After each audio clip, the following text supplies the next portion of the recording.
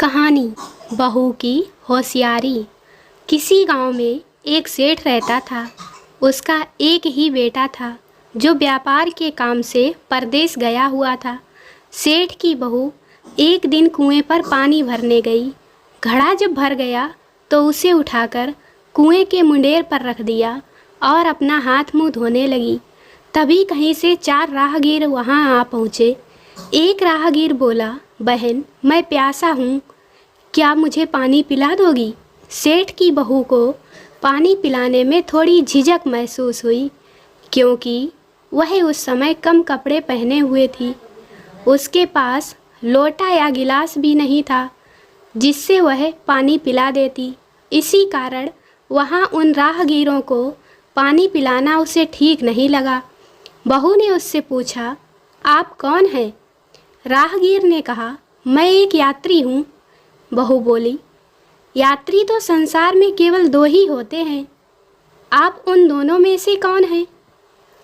अगर आपने मेरे इस सवाल का सही जवाब दे दिया तो मैं आपको पानी पिला दूंगी, नहीं तो मैं पानी नहीं पिलाऊंगी।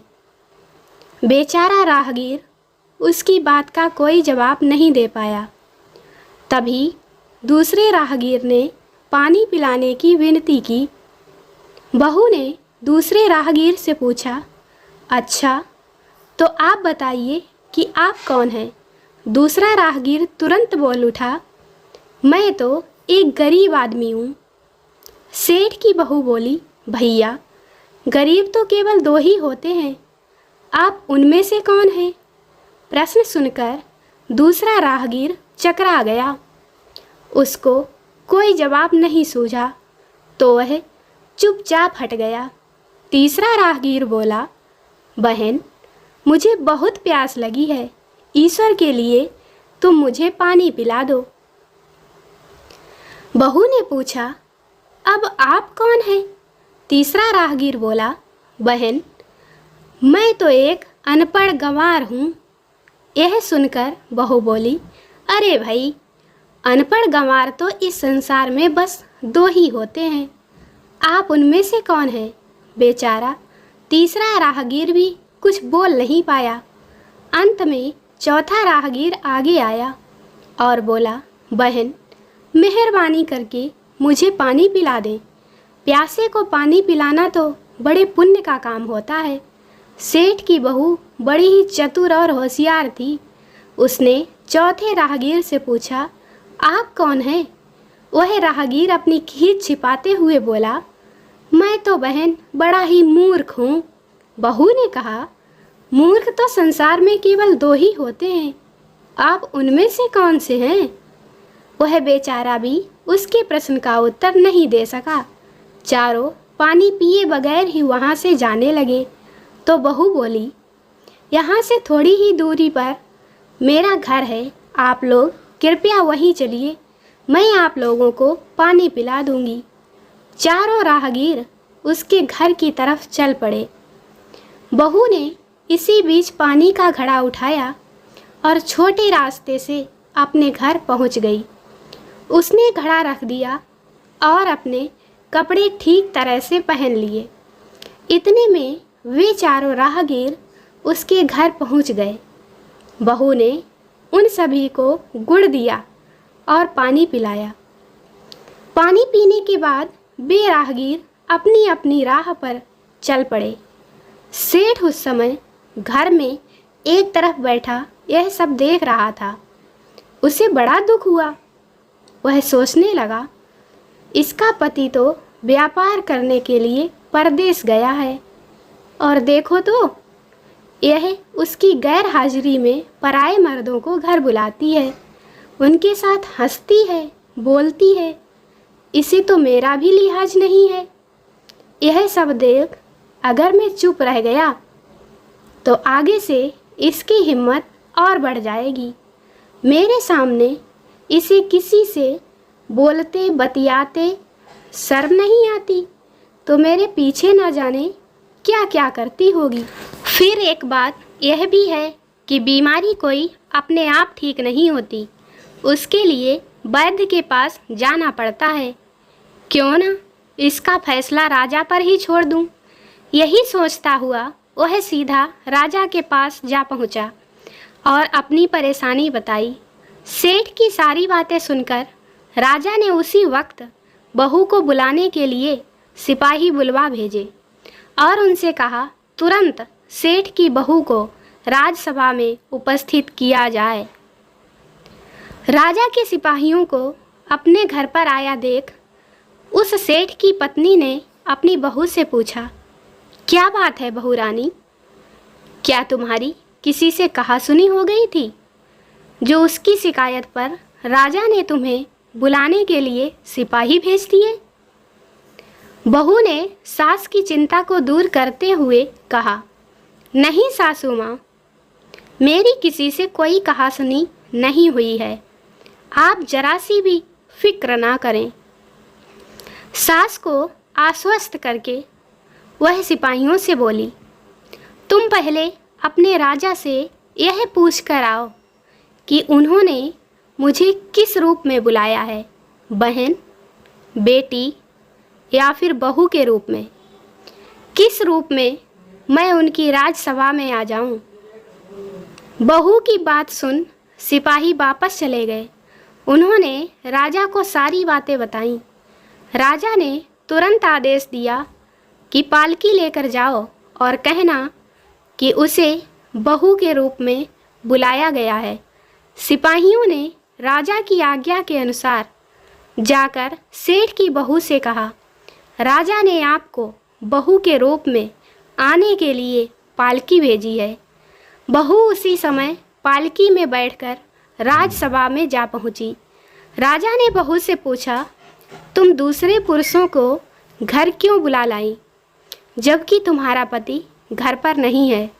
बहू बोली, महाराज, मैंने तो केवल कर्तव्य का पालन किया है। प्यासे पथिकों को पानी पिलाना कोई अपराध नहीं है, यह तो हर गृहिणी का कर्तव्य है।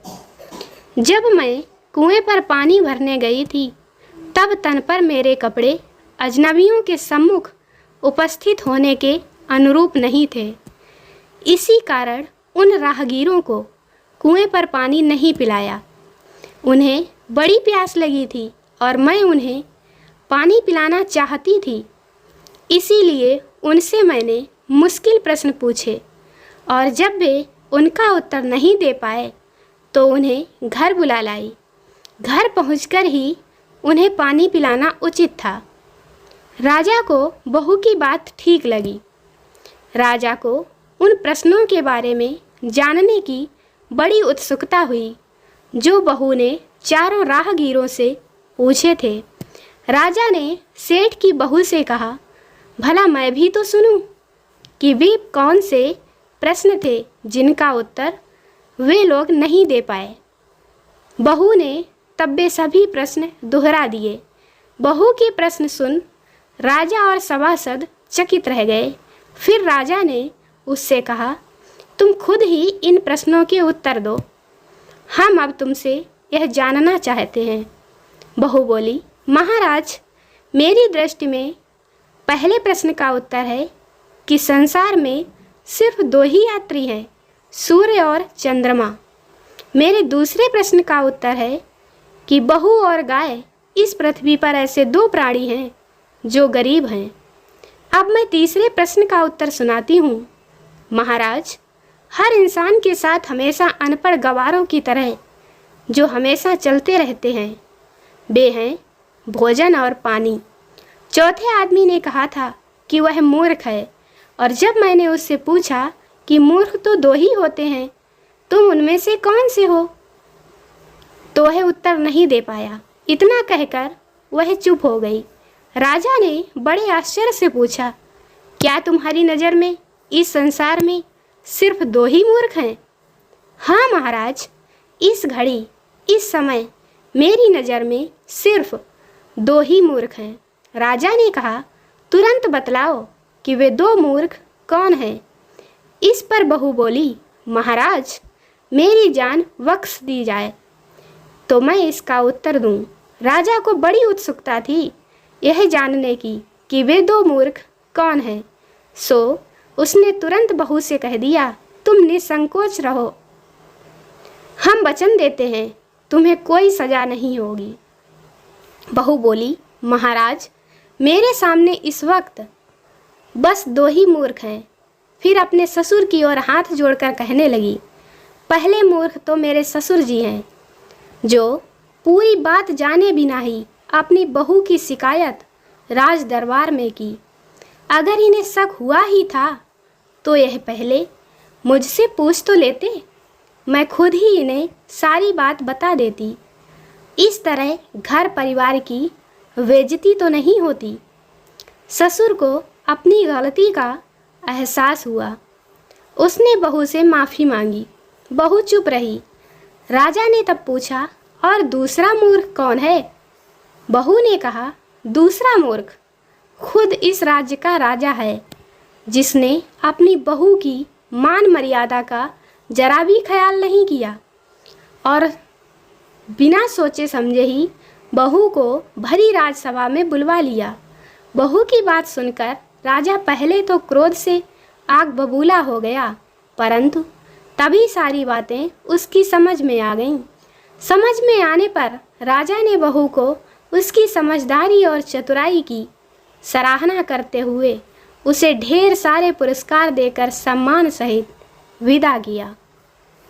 दोस्तों, कहानी अच्छी लगी हो वीडियो को लाइक करें, शेयर करें, चैनल को सब्सक्राइब जरूर करें। मिलते हैं अगले वीडियो में, तब तक के लिए बाय बाय।